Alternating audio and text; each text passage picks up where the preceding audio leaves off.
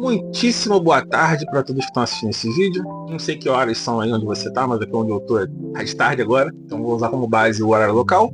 Aqui quem tá falando é o Viana, e esse é o TCG Baixa Renda, canal focado em você jogar card game, entrar no hobby da forma menos cara possível, porque barato é difícil. No mundo do TCG é um hobby um pouquinho caro, tá? E o tema do vídeo de hoje é como começar no meio de TCG / card game, gastando o mínimo possível em 2026. Se alguém me perguntasse hoje, né, pô, Viana, qual é o melhor TCG para eu jogar agora em 2026? Minha resposta seria, depende. Então, o melhor jogo para competir pode ser horrível para quem quer colecionar, e o melhor para colecionar pode ser horrível para quem está pensando em jogar casualmente e tudo mais. Então, eu vou falar alguns fatores aqui, né, como a dificuldade de você começar o jogo, o fator de coleção do jogo, como funciona a parte competitiva do jogo, se o jogo é divertido ou não, se os produtos são baratos, enfim, eu vou falando sobre isso aqui no vídeo.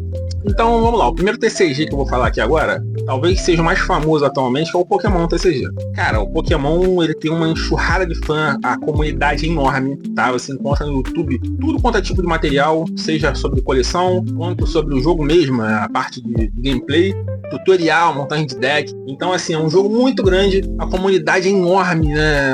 Em qualquer loja de TCG que você for, vai ter um semanal de Pokémon, porque dá gente pra jogar, dá muita gente. E é um jogo pra toda a família também, né, cara? Ele tem não só distribuição em português no Brasil, mas ele tem o jogo traduzido pra português, né? Então você pode levar ali um sobrinho mais novo, teu filho, não sei. É bem legal, nas lojas que eu vou, sempre tem ali um pai levando um filho pra jogar, isso é bem maneiro, tá? Uma experiência bem legal. Cara, a dificuldade de começar o jogo, eu acho que é muito fácil. Você aprender a jogar Pokémon, ele é claro que ele tem uma curva de aprendizado onde você vai ter um certo grau de complexidade, mas para você entender as regras básicas do jogo, eu acho que é um negócio muito simples.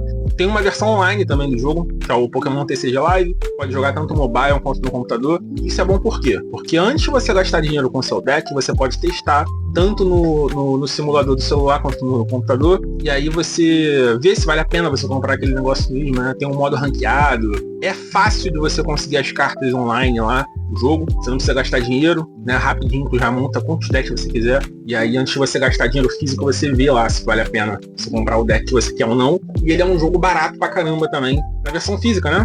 Eu lembro que eu comprei um baralho, esse ano eu gastei, né, decidi que ia começar a jogar, comprei um baralho de R$120, que era um produto já pronto, um baralho de liga, se não me engano, o nome do produto. Ele veio com um deck muito forte, eu não entendia como é que funcionava a parte de rotação do jogo, inclusive eu vou fazer vários vídeos aqui sobre cada um dos TCGs que eu conheço, falando sobre formato, melhor forma de começar, melhores decks, mas não é o foco desse vídeo, tá? Então, como eu não conhecia, não tinha esse conhecimento na época, eu comprei um deck e a maioria das cartas dele rotacionaram, né? Deixaram de valer em menos de um mês. Aí eu fiquei desesperado, falei, porra, sacanagem, vou gastar um monte de dinheirão. Eu acho que eu gastei R$30, brother, pra deixar o meu deck valendo de novo, e ele é um deck top tier, cara. Então eu gastei ali R$120 no deck, mais R$30 de upgrade, R$150 pra ter um deck top 1, top tier competitivo. Cara, pra card game isso é muito barato. Isso é muito barato. Quem joga algum tipo de TCG sabe, tá? Os produtos de Pokémon, não só para você jogar, mas para você comprar, né, os produtos premium e tudo mais, eles são baratos,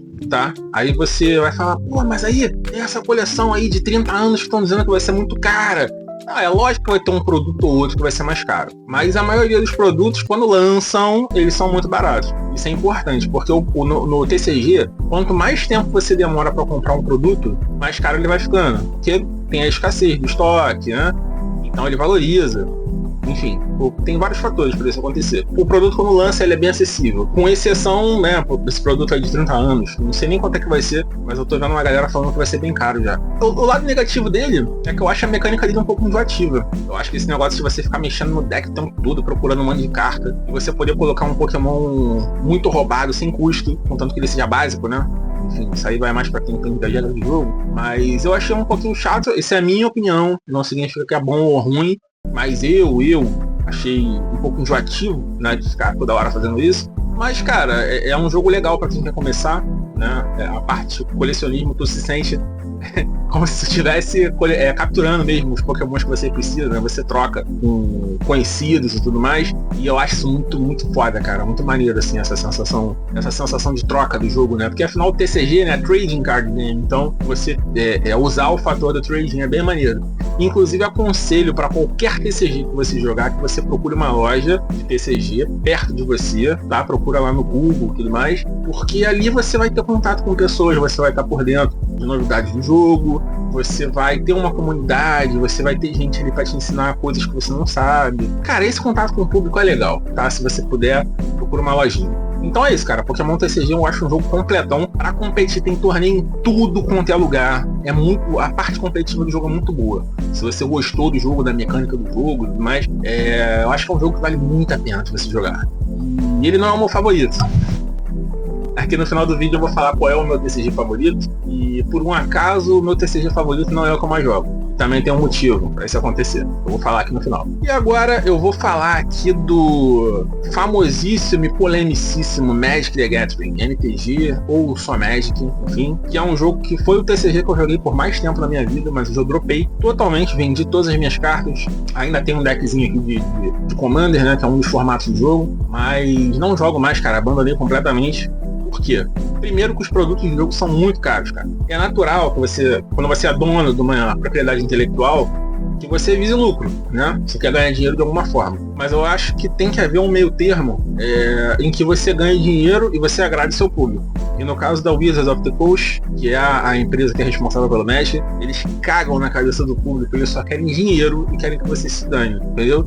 Vou te dar um exemplo. A comunidade, ela vive criando uma infinidade de formatos diferentes do jogo para que ele fique mais barato. E ainda assim o jogo fica caro, porque o valor de procura aumenta, o valor dessas cartas acaba aumentando. E, cara, pô, é muito produto que sai no ano. Pô, eu acho que nesse ano de 2026 foram 6 ou 7 coleções. Então você não consegue acompanhar o jogo. Você quer montar o teu baralho ali, e às vezes ali, pô, o cara que compete, o formato padrão do jogo é muito caro. Então o cara vai ter que gastar ali, pô, 2 mil, 3 mil reais pra montar um baralho. E corre o risco de sair uma coleção daqui a um mês e meio, 2 meses, não sei. E o teu deck, porra, foi counterado, entendeu? Então lançou uma carta que acaba com as cartas do teu deck ali, né? E enfim, teu deck deixa de valer, tu gastou dinheiro, jogou dinheiro no lixo. E Rafael, eu sou rico. Então, pô, o foco do canal não é esse, aqui é o TCG baixa renda. A mecânica do jogo é muito divertida, tá? O Magic é um jogão, assim, se você quer jogar casualmente, ali juntar teus amigos ali na mesa da tua casa, sem banlist, sem nada demais, enfim. Eu acho que ele ainda é um jogo maneirão, um jogo assim bem legal, assim, mecânica, mas, pô, pra acompanhar não dá, irmão. Pra acompanhar não dá. Aqui perto de casa, por exemplo, a loja que eu acompanho, ela tem Magic. Só que o formato do Magic que tem aqui é o Modern. O Modern é caro pra mim, pô. E às vezes eu monto um baralho de Magic e eu moro em outro bairro que não tem Modern, só tem o Pauper, que é outro formato. Então, assim, é muito confuso, cara. Pra entrar, eu acho que é difícil, a não ser que você conheça alguém que já joga e a pessoa te guia ali pelo formato que ela já joga mesmo e tudo mais. Existe também uma versão online, que é o Magic the Gathering Arena. Inclusive, eu acho que é a melhor porta de entrada para você entender as regras, entender tudo mais. A curva de aprendizado é longa, tá? Não é um jogo... É um jogo fácil de aprender, mas para você masterizar ele é difícil. E isso é bom, eu acho que isso é positivo no jogo, tá? Só que o Magic the Gathering Online, diferente do Pokémon TCG Live, que eu tinha comentado mais cedo, perdão, ele não é tão simples assim de você montar um baralho, né? Você tem que gastar muito recurso ali dentro do jogo para você montar um deck que você queira, né? Você precisa de cartas coringa, enfim, a galera que quer acelerar isso acaba gastando dinheiro. Mas, pô, eu jogar uma versão online de um jogo que existe físico, eu tenho que gastar dinheiro na versão online, pra mim não é uma parada que vale muito a pena, tá? Então eu te aconselho o Magic the Gathering Arena pra você aprender as regras do jogo, tá? Beleza? Tá, tem formatos do jogo que são muito bons de você jogar, como o Commander, por exemplo, e o Pauper que eu comentei. Apesar de que o Pauper ele foi feito para ser barato, mas o Pauper, cara, ele ficou caro, porque era para ter cartas baratas, só que as cartas começaram a encarecer. O formato, né, ele ficou muito popular. E o Commander, ele é bom porque ele vai para todos os públicos, cara. O Commander, para começar, que ele não é... O foco do Commander também é tu ganhar o jogo. Você joga... O legal de jogar Commander é um mesão ali, né, com 4 pessoas. E pra mim, conforme as pessoas vão morrendo e vai virando X1, o jogo perde até a graça. Então, o legal do jogo ali pra mim é o início. Que você tá todo mundo jogando e um joga uma carta que anula o outro e tudo mais, não sei o que. É um modelo de jogo que é mais pra você se divertir. Eu acho maneiro. Tem todos os preços também. Pode ter deck do Commander a R$50 e pode ter deck do Commander a R$10 mil, né? Então vai muito do lugar que você tá jogando. Pra competir, cara, eu só compete no Magic se você tiver muito dinheiro, tá? Ou se você for para um desses formatos mais baratos, mas o modo padrão do jogo ele é absurdamente caro, tá? Então, por todos esses fatores, eu abandonei o jogo. Os jogos que eu jogo hoje, eu gosto de acompanhar as novidades que estão saindo, eu gosto de poder ter acesso, né, mesmo com poder aquisitivo um pouco baixo, eu consigo acessar os produtos que lançam dos jogos que eu jogo, eu consigo comprar as cartas novas que lançam, eu consigo jogar com um deck que tá valendo atualmente, e o Magic não me oferece nada disso, tá? Teve produto, pra você ter noção, teve produto do Magic que lançou com a propaganda de que era um produto pronto pra você começar a jogar, ele foi lançado com cartas que estavam banidas no formato. Então, cara, isso é a empresa cagar muito na cabeça do consumidor, entendeu? Então, eu não acho maneiro, não. Assim, se você quer jogar porque é divertido, joga com teus amigos ali no quintal da tua casa, imprime proxy se você puder, só não vai levar proxy pra loja, pelo amor de Deus, pra não arrumar problema pro lojista. Ah, tem carta que... Tem loja de card game que eu conheço que aceita proxy. Cara... não te aconselho, tá? Não te aconselho, a não ser que tu converse lá com o lojista lá e o cara fala, pode trazer. Aí a resposta é dele. Mas, no geral, assim, pra jogar em casa, dane-se, cara. Imprime, joga, se diverte. O importante ali é você se divertir. E tem aquela questão também, né, cara, que é o seguinte, ninguém é obrigado a nada, você também não é diferente, mas se você pudesse deixar um like nesse vídeo aqui, eu ia ficar muito agradecido, cara, muito agradecido, isso ia me ajudar bastante. Você poderia compartilhar ali com teus amigos, comentar, acompanhar, mas só se você quiser. Se você quiser, eu também espero aqui 5 segundinhos pra dar esse like, vai lá, vai, rapidinho.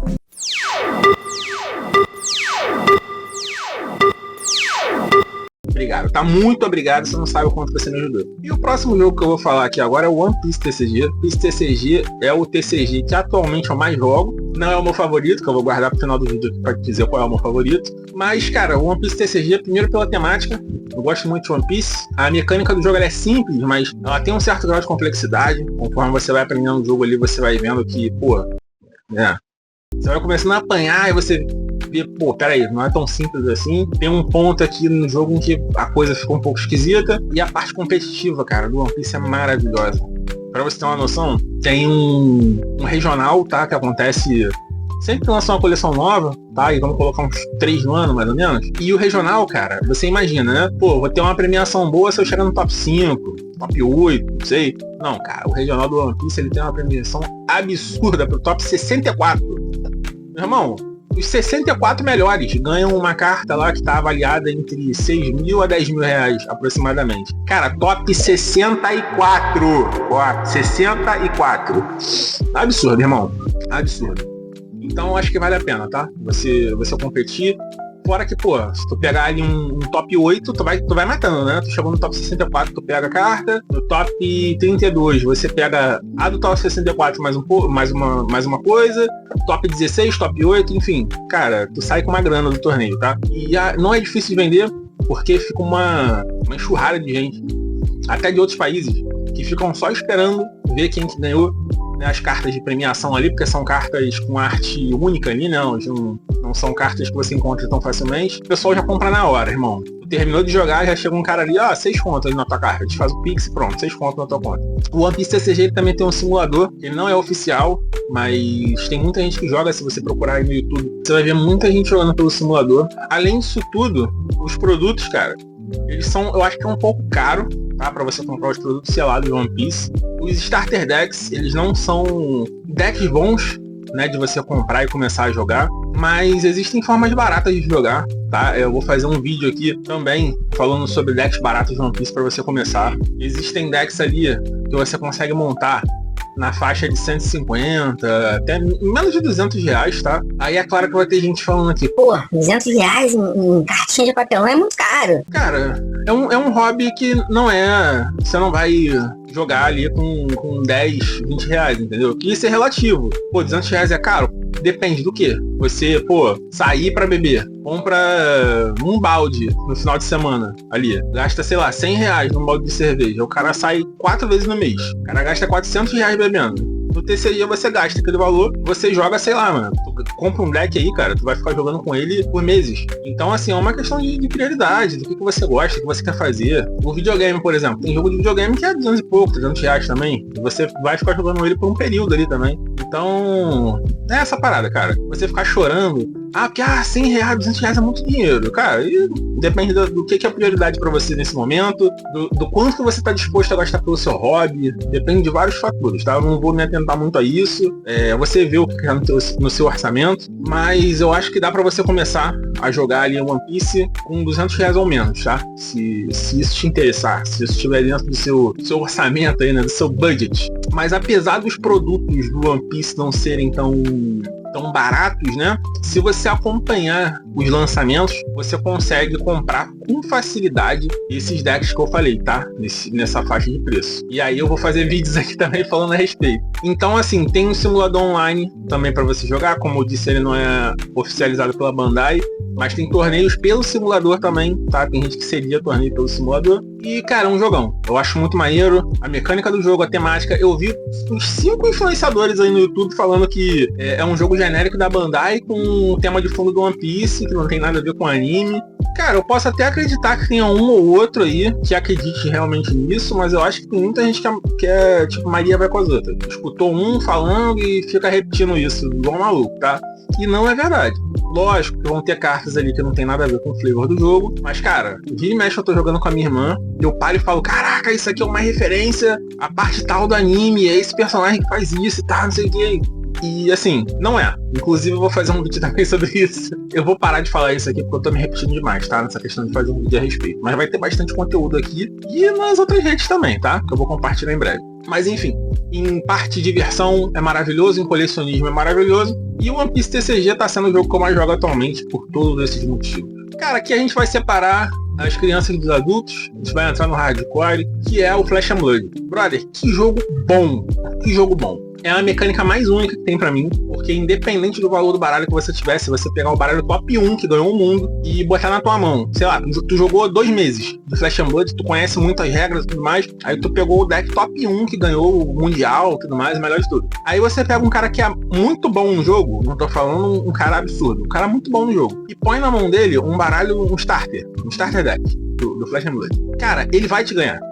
Ele vai ganhar de você porque pouco interessa o quanto o deck é bom. O que importa principalmente ali é o skill play. É lógico que entre duas pessoas que tenham o mesmo nível ali do jogo, o cara que tem um deck melhor ele vai se sobressair, tá? Mas ele é um jogo que ele compensa muito mais o entendimento que você tem de jogo. Rafael, mas isso acontece em qualquer card game. Não acontece em qualquer card game. Se eu pegar um deck competitivo de Magic contra um deck starter de Magic, o deck starter vai tomar uma surra, independente do cara saber jogar ou não. Porque as cartas elas geram um valor que é irreversível, cara. E no Flesh and Blood cada turno é um turno, né? Porque você constrói uma vantagem no board na maioria dos card games, e no Flesh and Blood você joga tudo em um turno. Aí tá, fiz um turno muito bom. Não vai ter nada na mesa no próximo turno pra continuar. Você tem que fazer de volta aquela sua vantagem ali. Você tem que começar tudo de novo. Então, eu acho que é um jogo que recompensa muito você saber jogar. Ele é um jogo muito cabeça, tá? E o lado negativo dele é que é um jogo muito caro, irmão. Muito caro. Pensa no jogo caro. Eu acho que de todos aqui ele é o mais caro.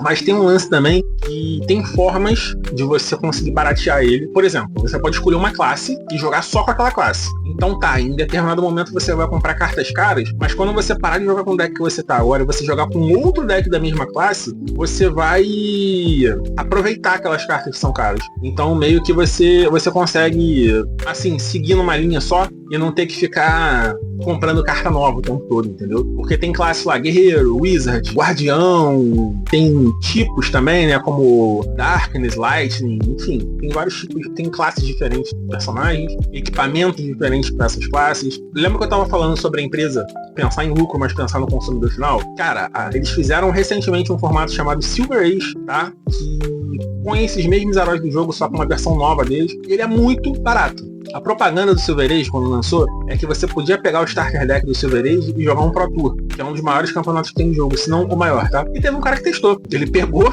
um deck do Fai, que é um dos personagens, um dos heróis do Flesh and Blood, e foi para um Pro Tour, com mais de 500 pessoas. E ele pegou, tipo, o top 16, se eu não me engano, top 32, não sei. Ele fez um ranking absurdo com o Starter Deck. E o Starter Deck custa em média de R$120, eu acho. Cara, isso é maravilhoso. Isso é maravilhoso. Eu comprei um deck desses de R$120, dei um upgrade porque eu quis melhorar zerar ele, né? De centavos. Tipo, acho que se eu não gastei nenhuma carta, eu gastei mais do que R$1, sei lá. Vira e mexe, eu compro uma cartinha outra de 20 centavos, 30 centavos. Então, cara, é um modelo econômico. Teve um deck de um personagem chamado Cano, que ele é um mago do fogo e tudo mais, e ele tava top tier há poucos meses atrás, e o deck que foi campeão do Pro Tour, ele estava avaliado em R$60. Isso é absurdo, cara. É absurdo. E o fator de competição do Flesh and Blood também é muito bom, porque ele tem torneio pra tudo que é lado que tu imaginar. Se tu gosta de viajar pra jogar, cara, esse é um jogo pra você. Então, Flesh and Blood, cara, é um jogo muito completo. Infelizmente, para você começar a jogar é difícil, né? Assim, nível de regra. A questão de valor, se você quiser jogar o formato padrão, ele é um jogo caro. Mas em todo o resto, é um jogão completo. Aconselho muito a você jogar. E bom, aqui eu vou falar do último card game que eu realmente conheço, mas eu quero fazer uma menção honrosa ao Star Wars Unlimited. O jogo do Star Wars é muito divertido, tem uma mecânica muito interessante de turno. Em um turno só você faz uma jogada e o seu adversário também faz e mais. E foi a primeira vez que eu vi essa mecânica de você poder usar cartas da sua mão como recurso, que hoje tem outros card games que fazem, tá? Ele é um jogo extremamente divertido. Eu não dei sequência ao Star Wars Unlimited porque eu não conhecia. A comunidade eu acho que é muito fraca aqui no Brasil. Não encontrei um lugar legal pra jogar, um grupo interessante. Como, por exemplo, no One Piece, eu comecei a jogar mais One Piece porque eu encontrei uma comunidade muito forte perto aqui de casa e na internet também. A galera falando sobre o conteúdo e tudo mais. Então no Star Wars ficou faltando isso, tá? Mas eu tenho os starter decks aqui em casa. Ocasionalmente, quando alguém vem aqui em casa, eu ensino a pessoa a jogar. A gente joga uma partidinha, ou quando eu vou na casa de alguém que eu sei que é fã de Star Wars, eu levo os decks e a gente acaba jogando. E é um jogo interessante, é um jogo maneiro, tá? Mas o jogo que eu quero falar aqui agora pra vocês, que é o último da minha lista, é o Disney Lorcana. E, brother, o Disney Lorcana é um jogo maravilhoso.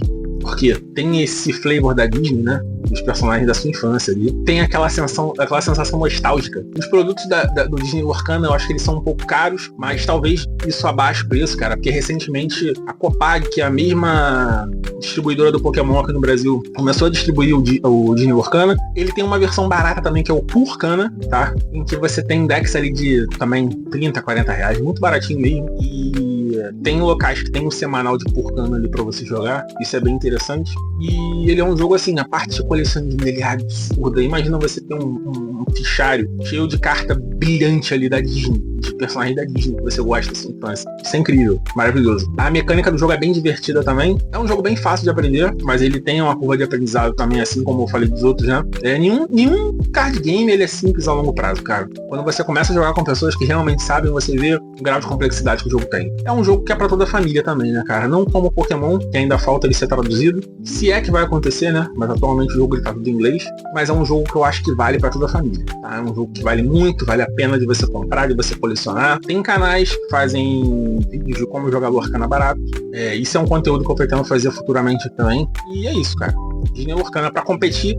Atualmente começou a rolar também o DLC Disney Lorcana Challenge em São Paulo. Então, pô, cara, todo ano tem de 2 a 3 vezes o Disney Lorcana Challenge em São Paulo. Vai ter, né, no caso. E tem uma premiação bem maneira. Porque o top 1, ele pega uma carta do Mickey. No primeiro, pelo menos, eu vi gente falando que era 500 mil. E você ganha tudo pago pra Disney pra você jogar o Mundial do Disney Lorcana. Isso é absurdo. É absurdo. Tá, o top 1. Mas, porra, que premiação absurda. Bom.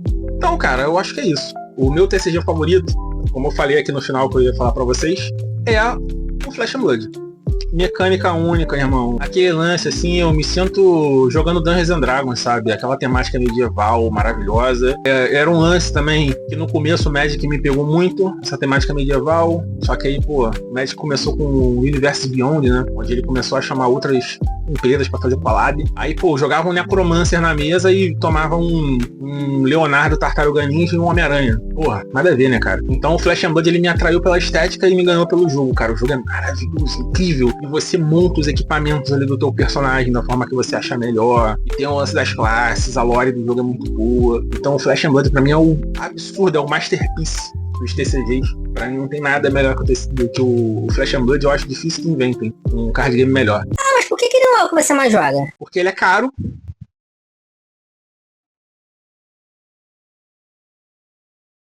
Infelizmente ele é muito caro. E o One Piece TCG também, ele linka com uma parada minha de infância, sabe, cara? O One Piece tem esse apelo, né, emocional da parte de criança, né, e tudo mais. E a comunidade aqui perto, pô, é muito maneira na loja que eu jogo. Não que a de Flash and Blood não seja, tá? Mas é que tem mais gente próxima aqui de mim que joga o One Piece TCG, inclusive a minha irmã. Então é uma parada que a gente consome em casa também. E é isso, cara. Bom, junta essas informações que eu coloquei aqui no vídeo, pensa direitinho qual é o melhor TCG pra você e acompanha os próximos vídeos, porque eu vou falar de todos esses TCGs e qualquer outro que eu venha a conhecer futuramente, tá? Tudo que eu falei aqui é a minha opinião, não significa que tá 100% certo, que tá 100% ou que esteja 100% errado, e eu posso mudar de opinião, né? Se alguém me convencer do contrário, sem problema nenhum, mas por enquanto essa é a minha opinião sobre os jogos que eu falei aqui, tá? Me siga para mais conteúdo sobre TCGs e card games da forma mais barata possível, como eu falei, e em breve vamos ter novidades também em outras redes sociais. Bom, é isso, fico por aqui, um grande abraço para todos vocês, beijo!